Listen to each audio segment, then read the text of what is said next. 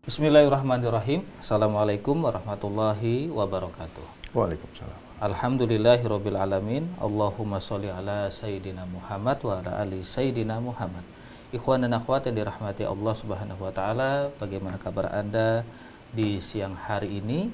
Senang sekali kita dapat kembali berjumpa dengan Anda dalam program Info Sehat bersama Dr. Henry Hidayatullah yang selalu hadir di hari Sabtu, di minggu kedua dan di minggu keempat. Minggu pertama dan ketiga. Minggu pertama dikat ya, Dik. Bismillahirrahmanirrahim. Assalamualaikum warahmatullahi wabarakatuh. Waalaikumsalam warahmatullahi wabarakatuh. Ikhwan dan akhwat yang dirahmati Allah Subhanahu wa taala, bagaimana kabar Anda di Sabtu hari ini?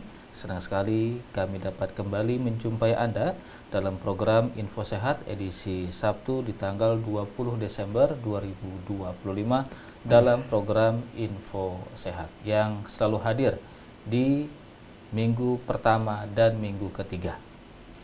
Telah hadir narasumber kita Dr. Henry Hidayatullah. Assalamualaikum dokter. Waalaikumsalam warahmatullahi wabarakatuh. Sehat dokter ya? Alhamdulillahirabbil alamin. Masya Allah. Insyaallah Mas Agus juga ya. Biasanya dokter bawa tamu nih.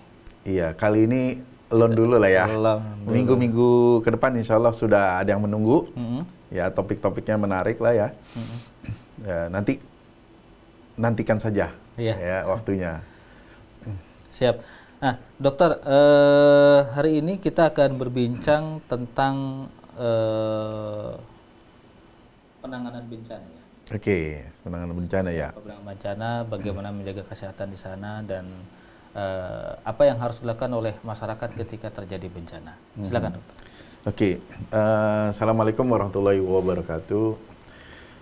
Pemirsa ikhwan akhwat, pendengar silaturahmi, radio silaturahmi dan Rasil TV dimanapun berada, semoga dalam kondisi sehat walafiat.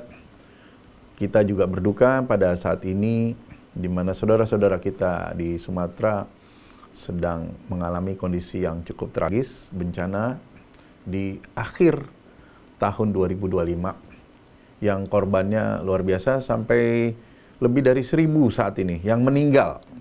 Artinya kalau yang meninggal 1.000 berarti korban yang luka-luka atau korban hidup sudah pasti jauh lebih besar daripada angka 1.000. Jadi kita berduka dan pertolongan dari manapun insya Allah akan bisa mengobati sedikit, tapi juga akan sangat bermakna buat mereka. Baik, mungkin kita akan bahas dua ya Mas Agus ya, karena ini terkait kebencanaan. Satu lagi nih karena musim liburan anak sekolah, mungkin kita spill dikit terkait dengan sunatan ya. Gitu ya Mas? Iya. Oke. Jadi kalau di kebencanaan itu ada namanya disaster management cycle Mas Agus. Apa itu? Jadi siklus manajemen penanganan bencana. Siklus penanganan bencana ini nanti bisa ditampilkan ininya ya, slide-nya ya atau gambarannya biar pemirsa ikhwan akhwat bisa lebih clear. Namanya siklus kan berarti lingkaran ya. Iya. Ada lingkaran yang namanya yang pertama ya, kita bicara pada saat sekarang nih kayak di Sumatera itu jatuhnya adalah sudah disaster. Sudah bencana dong. Ya kan? Tentunya jenis-jenis bencana sendiri itu beragam, nanti kita explore lagi. Kita bicara siklusnya dulu nih. Dari disaster kemudian berikutnya adalah respon. Respon. Artinya ketika ada bencana berduyun-duyun banyak pihak yang kemudian memberikan bantuan, apapun bentuk bantuan itu respon. Berikutnya adalah recovery. Ya, recovery. Sudah proses bantuan segala macam, tentunya kan ada fase-fase yang kemudian ya, fase-fase kemudian sudah lebih reda, recovery. Apa yang di recovery? Kalau kemarin infrastruktur hancur ya dibenerin. Sekolahan, jalanan, ya kan, rumah. Ya kan yang tragis kan saat ini yang paling ini kan rumah-rumah mereka hancur, porak-poranda, ada yang ke bawah hanyut, ada yang kemudian lumpurnya sampai ke lantai 2. Nah, itu kan sedemikian hebatnya gitu. Jadi recovery itu bisa recovery fisik, bisa juga salah satunya recovery mental. Kenapa? Kondisinya kan mereka tidak hanya kehilangan harta benda, tapi juga sebagian mereka adalah kehilangan keluarga. Sudah bisa dipastikan kondisi fisik, kondisi mental akan jatuh, gitu ya. Nah, inilah fungsinya kemudian, salah satunya fungsinya agama di situ, ya kan? Ikhlas menerima cobaan segala macam gitu. Nah, tapi tetap harus direkovery, baik secara agama maupun secara psikologis. Berikutnya, Dok, itu dikancing dulu. Dok. Oh, maaf. Oh, ya. Enggak, bukan. Nah, ini bagian panjang. Masih berikutnya. Berikutnya, kan tadi kita mulai dengan disasternya nih, bencananya. Kemudian yang kedua apa? Respon. Yang ketiga kemudian recovery. Berikutnya apa? Preparedness. Preparedness itu persiapan. Jadi sudah recovery, potensi bencana ya, di Indonesia itu kan sangat tinggi. Nah, sebelum saya lanjutkan, Mas Agus, Indonesia ini terkenal dengan yang nama istilahnya supermarket bencana. Supermarket bencana. Kenapa? Hampir setiap tahun lebih dari 3.000 bencana di Indonesia. Setiap tahun tuh. Ya, setiap tahun. Data lebih dari 3.000, baik skala kecil maupun skala yang besar. Saat ini skalanya besar. Dengan korban yang seperti itu, skalanya sangat besar. Infrastruktur lumpuh, korbannya banyak, ya, lebih dari 500 yang meninggal gitu. Artinya masuknya udah skala besar itu. Nah, potensi kedepannya sebagaimana wilayah Indonesia di mana di bawah Ring of Fire ya, dalam ruang lingkup Ring of Fire, dan jadi potensi bencana di Indonesia memang tinggi, sehingga jangan lupa preparedness disiapkan tuh. Salah satunya adalah dengan pelatihan bencana. Nanti kita ulas ya tentang pelatihan. Berikutnya adalah preparedness mitigasi. Mitigasi itu adalah upaya untuk melunakkan dampak bencana. Salah satu contohnya gimana? Adalah rumah tahan gempa. Jadi even sekalipun terjadi gempa, rumah tahan gempa, sehingga rumahnya relatif tidak hancur. Itu mitigasi. Demikian Mas Agus sebagai pembuka awal. Baik. Nah, kalau tadi disebutkan bahwa berarti ada 4 hal ya?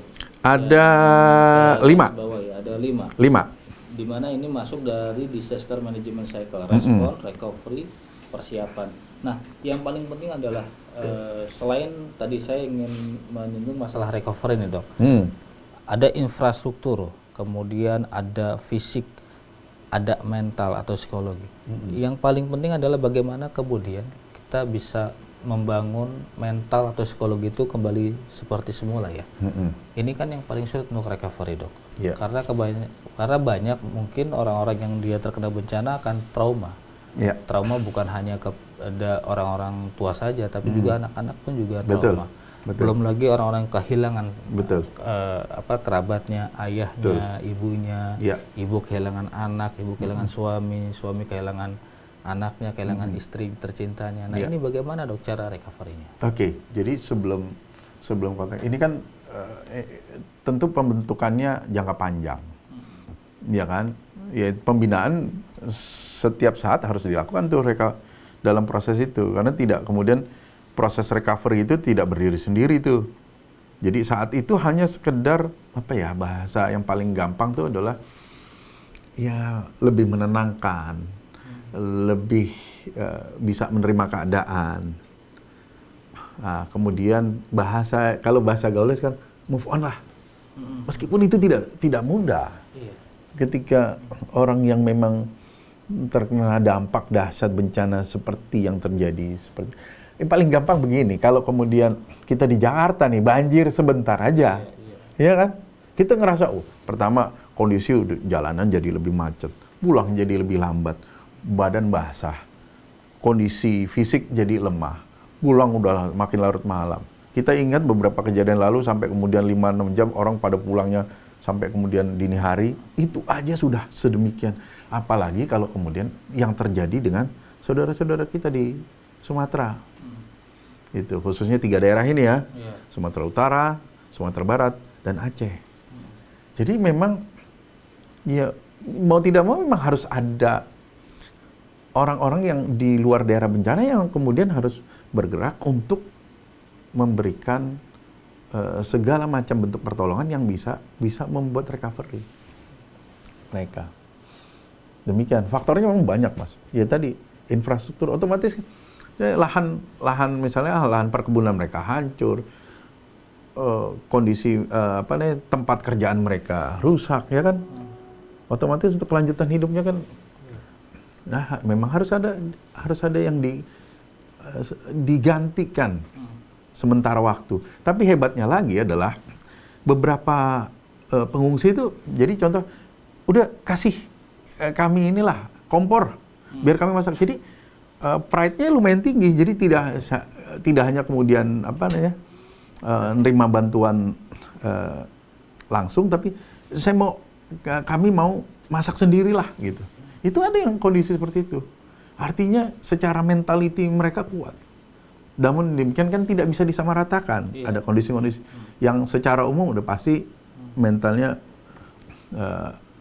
down. Nah ini yang perlu kemudian supporting dari sesama anak bangsa di luar daerah yang bencana. Demikian Mas Agus. Dokter dulu kan pernah aktif di Mercy. Ya. Dan dokter juga biasa untuk terjun ke daerah-daerah bencana. Mungkin dokter bisa sedikit cerita, dong. Iya. Jadi sekali lagi terkait dengan sebenarnya hampir mirip lah karakteristik masyarakat Indonesia apabila terkena bencana tuh relatif hampir mirip. Tapi kan tergantung skala bencananya. Kalau skala bencana yang ringan segala macam mungkin masih bisa tolerable 1-2 hari kelar. Tapi kalau kondisi yang sampai ini udah masuk berarti udah 3 minggu ya. Ya kan udah 3 mingguan. Nah, 3 mingguan masih ada yang kesulitan dapatkan akses makanan, kesehatan gitu. Nah ini tentunya ya kita pahami bersama bahwa kondisi berat. Kalau dari pengalaman dari sejak terjun di dunia kemanusiaan tahun 99, ya memang variasinya tinggi Mas Agus. Nah, variasi tinggi. Namanya bencana itu adalah perlu pertolongan dari luar. Jadi dia harus memang perlu sangat dibantu dari luar daerah bencana. Demikian Mas Agus. Ya. Baik. Ikhwan dan akhwat, pada siang hari ini kami berbincang dengan Dr. Henry Hidayatullah dari Klinik Wismari. Klinik Wismari adalah klinik yang melayani pasien di rumah dan di klinik secara komprehensif dan profesional, melayani layanan dokter umum, kemudian dokter spesialis kedokteran fisik dan rehabilitasi, dokter spesialis obgyn, fisioterapi, terapi wicara, home health care, lalu ada sunat di rumah, layanan gizi, farmasi dan laboratorium home care, tim medis event, penyewaan alat kesehatan, dan brain mapping. Dan pada hari ini kita berbincang tentang bencana yang terjadi di Sumatera, di 3 provinsi, Aceh, Sumatera Utara, dan juga Sumatera Barat. Ada beberapa hal tadi yang kami bisa garis bawahi adalah bahwa respon, recovery, kemudian persiapan untuk menghadapi ini semua. Nah, terkait dengan persiapan, tadi dokter juga sudah menyinggung tentang bagaimana pelatihan, mitigasi untuk menghadapi bencana. Karena memang untuk orang Indonesia saja, Dok, kita tahu bahwa saat ini lagi kita berada di ring of fire. Kemudian tadi dokter sudah menyinggung ada 3.000 bencana yang terjadi di Indonesia Setiap dalam skala kecil maupun skala besar. Kalau yang terjadi di Sumatera Barat ini skala besar. Kita teringat dulu tahun 2004 bagaimana tsunami Aceh itu menerjang Aceh dan banyak sekali korban jiwa, banyak sekali kerusakan harta benda dan sebagainya.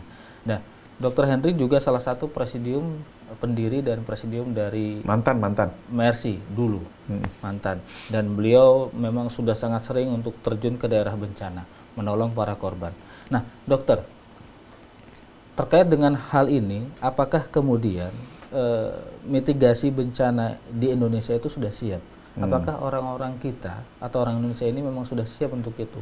Karena kalau ditanya saja taruhlah ke anak-anak sekolah, apa yang kau lakukan ketika ada gempa bumi misalnya?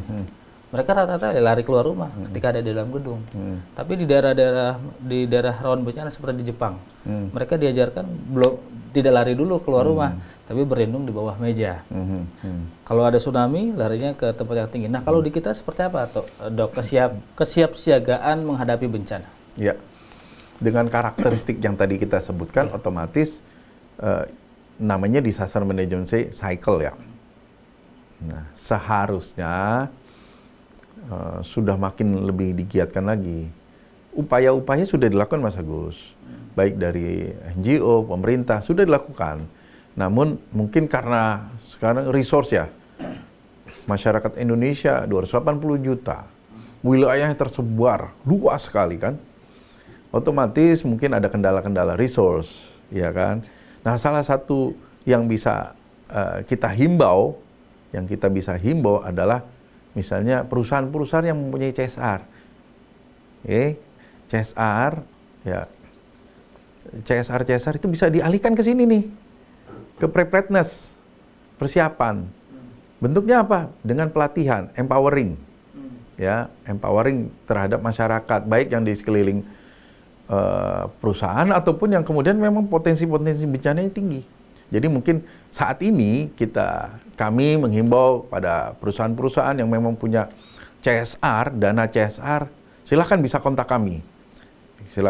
Bisa kontak kami untuk kita kemudian kolaborasi untuk mengadakan pelatihan, untuk empowering ya, pemberdayaan masyarakat dalam meningkatkan literasi terkait dengan penanganan bencana.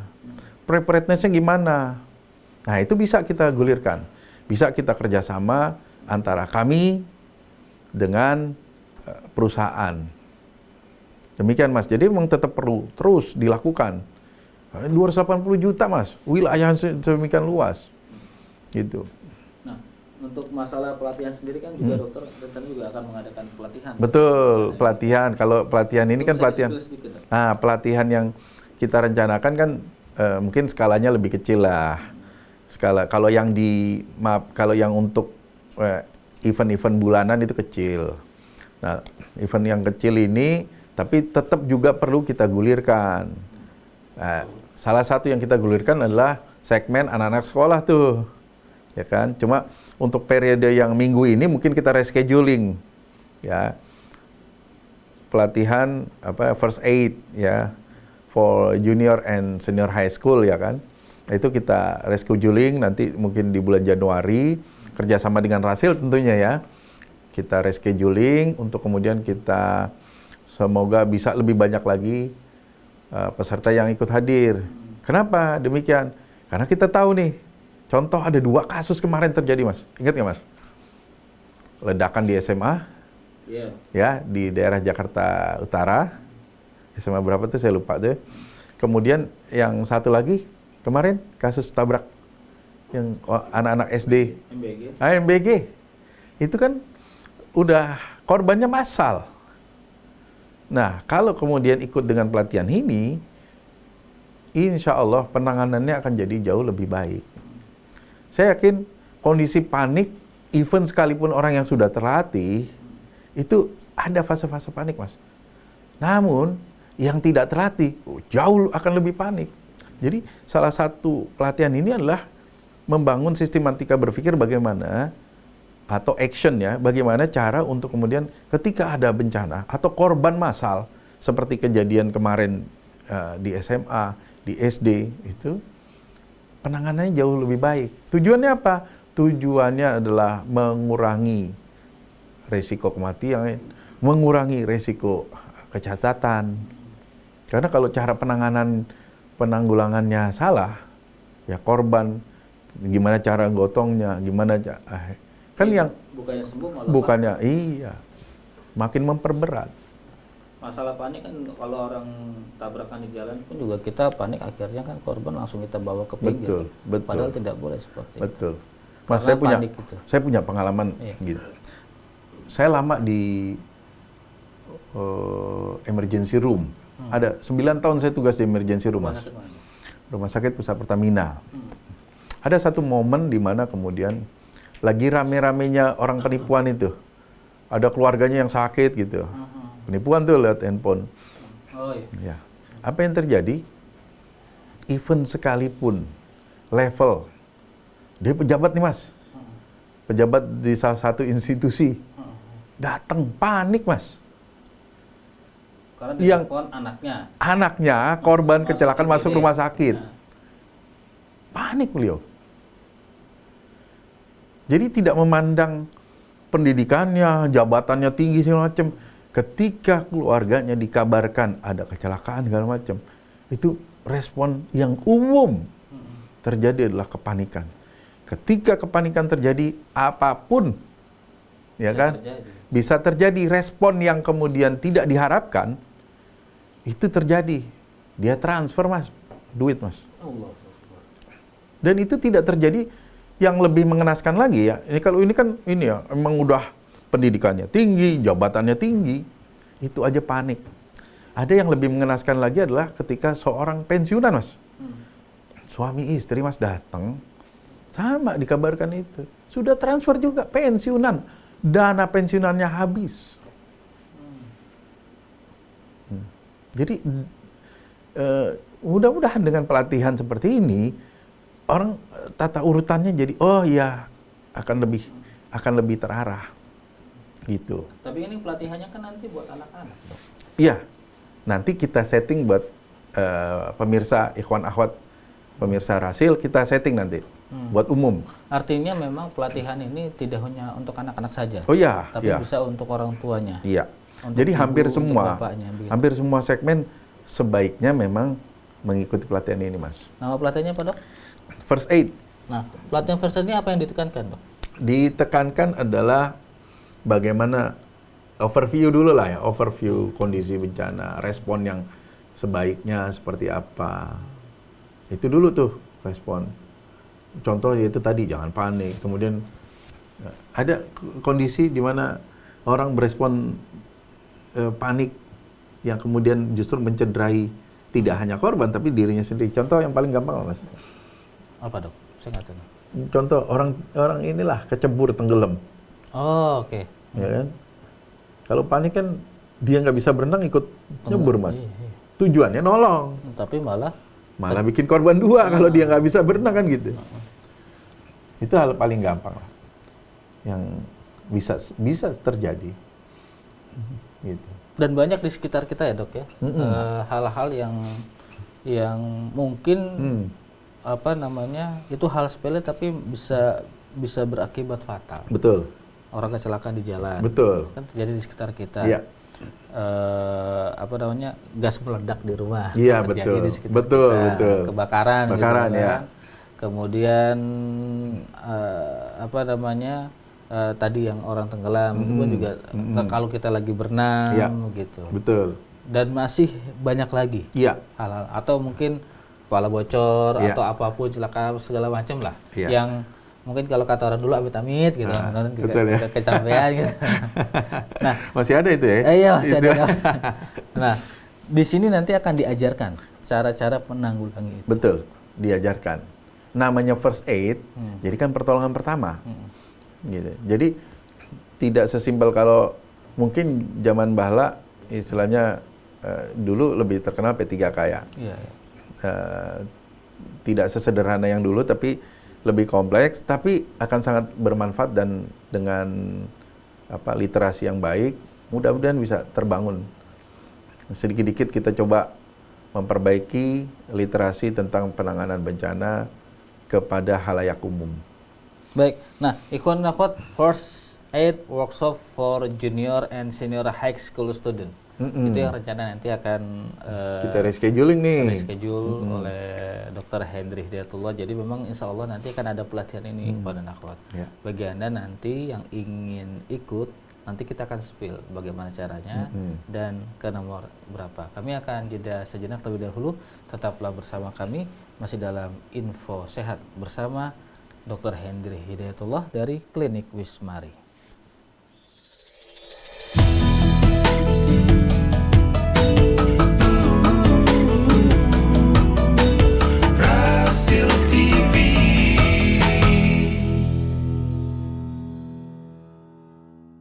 Radio Silaturahim untuk Islam yang satu. Ikhwan dan Akhwat, masih bersama kami dalam program Info Sehat bersama Klinik Wismari. Telah hadir narasumber kita, Dr. Hendri Hidayatullah. Kalau kita tadi di awal bicara tentang disaster management cycle, atau bagaimana sih cara kita siap siaga untuk menghadapi bencana yang akan datang. Nah, di sesi yang kedua ini kita akan bicara tentang sunat pada anak, ya dong ya. Betul. Karena Klinik Wismari ini salah satu pelayanannya adalah Sudirmah dan Sudirmen. Sunat di rumah dan sunat di apartemen. Sudirmah. Biasanya, tapi kalau anak-anak memang musim liburan gini, biasanya emang banyak tuh dok yang sunatan massal dok. Iya betul. Seperti itulah. Betul. Kami saat ini kita rencanakan next ya untuk sunatan massal. Mudah-mudahan ada donatur yang kemudian, atau lagi-lagi nih CSR perusahaan yang kemudian bisa berkolaborasi gitu ya untuk mengadakan khitanan massal. Kami siap untuk berkolaborasi. Nah, sunat ya, ini agak memang hal yang umum, namun juga tetap perlu menjadi edukasi buat kita bersama tentunya ya. Sudah banyak sih memang channel-channel, tapi mudah-mudahan dari Rasil, pemirsa Rasil, Ikhwan Akhwat bisa mereview kembali atau menambah kalau memang belum mempunyai pemahamannya. Nah, konteks sunat ini kan memang ada anjurannya nih ya di Islam gitu kan. Islam untuk sunat. Nah, tujuannya apa sih? Ya pasti ada tujuannya. Nggak ada sesuatu hal yang kemudian diterapkan dalam Islam tidak ada tujuannya. Pasti tujuannya mempunyai tujuan, dan itu semua dengan kebaikan. Terbukti dengan banyak sekali penelitian Mas Agus, pemirsa ya, Ikhwan Akhwat, bahwa khitanan itu ternyata menurunkan risiko infeksi saluran kemih. Ya kan? Infeksi saluran kencing lah bahasa umumnya, infeksi. Kemudian lagi menurunkan infeksi penularan penyakit seksual. Ya, penurunan penyakit seksual menular. PMS, penyakit menular seksual. Ya, menurunkan. Bukan berarti kemudian ini menjadi justifikasi ya. Darah sunat, kemudian seenaknya. Enggak. Tidak. Tapi ternyata ada yang meneliti seperti itu tuh. Ya, mengurangi penularan penyakit menular seksual itu sampai di angka 60%. Tapi sekali lagi bukan justifikasi ya. Kemudian lagi adalah mengurangi resiko kanker di penis. Termasuk ternyata mengurangi resiko kanker bagi pasangannya nih. Ya, kanker serviks. Begitu dahsyatnya ajaran agama yang kemudian bila dilaksanakan seringkali kemudian tahunya manfaatnya itu belakangan. Gitu. Nah, kalau untuk anak-anak sendiri dok, usia berapa tahun paling bagus untuk disunat? Sebenarnya tidak ada kata yang paling pas bagusnya kapan, enggak. Jadi tergantung semua kondisi, karena ada beberapa anak yang pada daerah-daerah tertentu itu habis lahiran berapa hari kemudian bisa disunat. Sebenarnya nggak ada masalah gitu. Jadi kalau pada bayi ini kan karena powernya belum begitu besar, controlling tenaganya kan jadi bisa lebih dikendalikan. Itu ya ini sih tergantung lagi budaya. ya kan? Atau misalnya pada kondisi-kondisi yang memang harus disunat, Mas. Iya. Misalnya udah lengket nih, maaf ya, ya kan? Kulupnya. Iya, kulupnya udah lengket, itu indikasi harus disunat. Kalau tidak disunat? Umumnya keluhannya si anak nggak bisa buang air kecil, Oh. sakit. Kalau ini sakit dong, di ujungnya gelembung, nggak bisa ini, nggak bisa keluar. Nah itu harus disunat. Jadi seringkali tidak mengacu pada usia ya. Iya. Kalau di agama ya kalau bisa bukan sebelum akil balik kan aturannya itu. Tapi kalau di medis ya, depend on sebetulnya sih, ya kan depend on. Kalau ternyata pada bayi kenapa enggak pada bayi nggak ada masalah juga. Gitu. Tapi masyarakat Indonesia umumnya emang biasanya kan SD ya umur 7 tahun, 8 tahun pas liburan ini terkait itu terkait dengan budaya atau terkait dengan kondisi di mana anak-anak libur sekolah kan gitu tuh. Ada nggak yang sunatnya di pas sekolah? Ada juga. Ya kalau libur-libur gini biasanya pada ngajar sunat masal tuh, Dok. Iya. Karena dapat peci, dapat Betul, koko, dapat sarung. Saya dulu sunat masal juga, Dok. Dapat amplop ya. Nah, ini kan metode banyak, Dok. Dari metode yang biasa sampai yang sudah canggih. Iya. Kalau di klinik Wismari bagaimana? Iya, ada. Jadi sunat modern, jadi ada sunat konvensional kita ada ya konvensional ya pakai alat biasa gitu. Ada perdarahan ya kan dengan jahitan seperti biasa. Namanya sirkumsisi. Jadi sirkumsisi semua sisi dari dijahit tapi pada jam-jam tertentu bisa tergantung daripada kondisi pasien ya. Ada yang kemudian hampir umumnya sih 3 sampai 4 jahitan, gitu. Konvensional. Kalau yang modernnya kita bisa menggunakan klem, ya klem dengan kemudian jahit. Nah, ada yang klem murni nih, ya. Ada lagi klem plus kemudian seal. Sealer tuh pakai lem, jadi nggak pakai jahitan tuh. Ya kan di lem yang fungsinya adalah sebagai pengganti jahitan. Gitu. Metodenya kurang lebih secara umum tuh itu. Gitu. Tapi yang jelas udah nggak ada pakai bambu lah ya. Iya, kalau dulu kan pakai bengkong. Kalau dulu bengkong pakai bambu. Set ya. Dulu. Udaranya nyucur kan? Ya, kan sekarang udah semakin tertib, orang semakin lebih paham. Ya kan? Dan memang ada SOP-nya sekarang, memang ada aturan yang lebih tegas. Kan mengurangi resiko penyakit macam-macam tuh. Iya. Kalau untuk sunat ini sendiri, metode yang paling disukai anak-anak yang mana, Dok?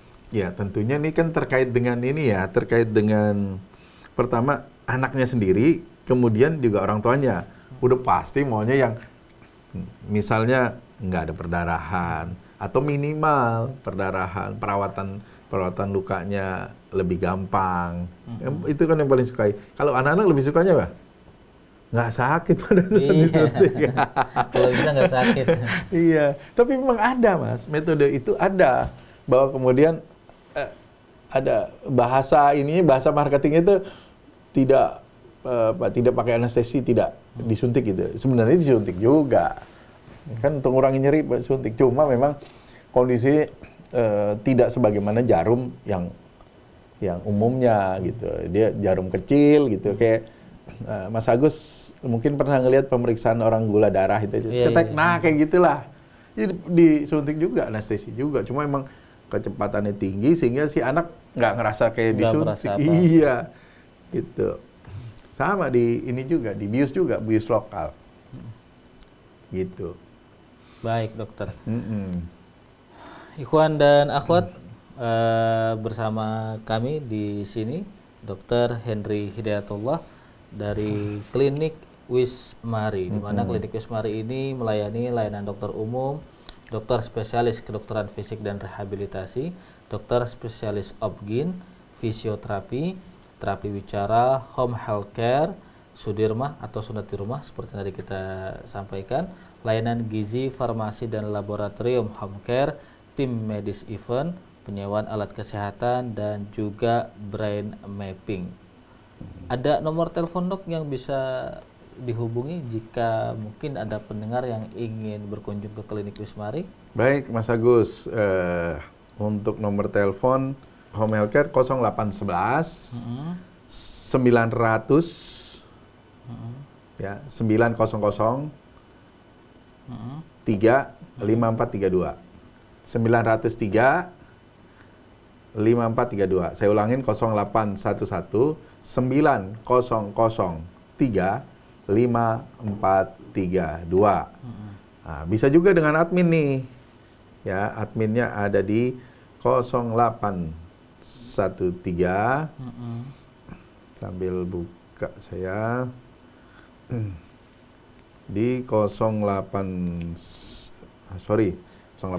terus ya 0852 13.150. Saya ulangin 0852 1300 ya 1300 0150. Ya. Jadi 0852 13.150. Baik, Ikhwan dan Akhwat, tidak terasa kita sudah berada di penghujung acara. Dan sebelum berpisah, kesimpulan apa dok yang bisa disampaikan? Baik, Ikhwan Akhwat sekalian, tentunya spesifik tidak hanya sebagai warga negara ya, tapi juga sebagai umat muslim khususnya, bahwa kondisi negara kita, khususnya yang masyarakat yang sedang terkena bencana, sangat membutuhkan uluran tangan kita semua. Maka momentum inilah yang kemudian menjadi momentum yang baik buat kita untuk menolong saudara-saudara kita. Apapun dan berapapun. Ya, apapun dan berapapun. Hanya saja memang begini, saya spill, ada berapa, jadi nolongnya memang apapun, tapi juga yang memudahkan. Contohnya misalnya kemarin kan sempat ada isu pakaian bekas ya. Ya memang kalau dianjurkan berikan yang terbaik gitu ya. Ya mungkin sudah mulai coba dihindari nih pemberian pakaian bekas. Salah nggak? Nggak salah. Ya kan? Tapi mungkin kita harus juga berempati terhadap perasaan saudara-saudara kita yang terkena bencana ya. Apabila kemudian diberikan pakaian second tapi masih bagus, tapi mungkin akan lebih berempati kalau kemudian kita memberikan yang lebih layak lah, yang baru. Itu yang pertama. Yang kedua, momentum liburan mungkin bisa digunakan memang untuk khitanan anaknya. Ada 2 kan di Indonesia, di periode Desember ataupun di periode Januari, Juni-Juli. Juni. Ya, pas liburan. Nah itu sesuaikan dengan kondisi anak tentunya, dan satu lagi sesuaikan dengan kondisi kantong, karena itu akan berpengaruh terhadap metode yang diberikan. Satu dengan yang lainnya tidak kemudian yang satu lebih bagus, enggak. Itu semua tergantung daripada kondisi klinis anak dan kondisi keuangan masing-masing. Demikian, mudah-mudahan bisa bermanfaat apa yang saya sampaikan. Kita sehat selalu, kita doakan saudara-saudara kita yang terkena bencana di Sumatera untuk survive. Ya, kita beri dukungan, support, doa, bantuan. Semoga mereka bisa menjalaninya dengan ikhlas dan bisa survive, move on untuk hidup yang lebih baik. Demikian Mas Agus. Baik dokter, terima kasih banyak atas info sehatnya. Ikhwan dan akhwat, dengan demikian sudah jumpa kita bersama Klinik Wismari Dr. Henry Hidayatullah dalam program Info Sehat. Akhirul kalam, kami yang bertugas mohon undur diri. Billahi taufik wal hidayah. Wassalamualaikum warahmatullahi wabarakatuh. Waalaikumsalam warahmatullahi wabarakatuh.